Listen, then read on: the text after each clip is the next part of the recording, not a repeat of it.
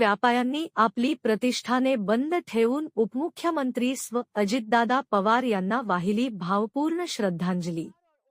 नमस्कार, vision news महाराष्ट्रमध्ये आपले स्वागत आहे। राज्याचे उपमुख्यमंत्री अजितदादा पवार यांच्या अपघाती निधनाच्या दुःखद घटनेनंतर गंगाखेड शहरात शोककळा पसरली असून व्यापाऱ्यांनी स्वयंस्फूर्तीने आपली प्रतिष्ठाने बंद ठेवत भावपूर्ण श्रद्धांजली अर्पण केली आहे। पाहूया सविस्तर वृत्त। गंगाखेड राज्याचे उपमुख्यमंत्री तसेच राष्ट्रवादी काँग्रेस पक्षाचे अध्यक्ष अजितदादा पवार यांचे बुधवारी 28 जानेवारी सकाळी विमान अपघातात दुर्दैवी निधन झाल्याची बातमी समजताच गंगाखेड शहर व तालुक्यात शोककळा पसरली। या घटनेमुळे सर्वसामान्य नागरिक, व्यापारी वर्ग, युवक, महिला व राजकीय कार्यकर्त्यांमध्ये तीव्र शोक व्यक्त करण्यात आला।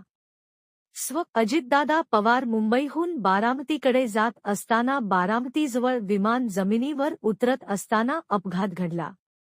या अपघातात अजितदादा पवार यांच्यासह त्यांच्या अंगरक्षकासह 2 वैमानिक व एका क्रू सदस्याचा जागीच मृत्यू झाला। जोपर्यंत माझे हातपाय हलतात ना बातमी समजताच संपूर्ण महाराष्ट्रात देशभरात हळहळ व्यक्त करण्यात आली। या पार्श्वभूमीवर गंगाखेड शहरातील व्यापाऱ्यांनी कोणताही बंदचा आदेश किंवा राजकीय आवाहन नसताना स्वयंस्फूर्तीने आपली सर्व व्यापारी व व्यावसायिक प्रतिष्ठाने दिवसभर बंद ठेवून अजितदादा पवार यांना भावपूर्ण श्रद्धांजली अर्पण केली।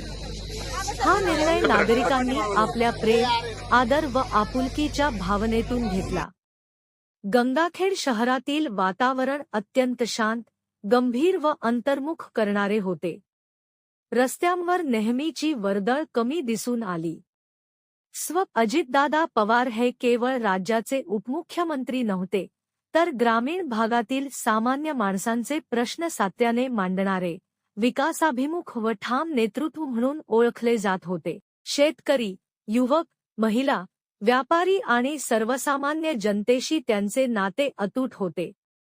त्यांच्या अकाली जाण्याने गंगाखेड तालुक्यासह राज्यातील जनतेच्या डोळ्यात अश्रू तरळत होते। त्यांच्या कार्याची आठवण म्हणून नागरिकांनी शांतपणे श्रद्धांजली वाहत आपली भावना व्यक्त केली। कोणताही बंदचा आदेश नसतानाही नागरिकांनी स्वयंस्फूर्तीने व्यक्त केलेली ही श्रद्धांजली अजितदादा पवार यांच्यावरील जनतेच्या प्रेमाची साक्ष देणारी ठरली। गंगाखेड येथून विजन न्यूज महाराष्ट्र।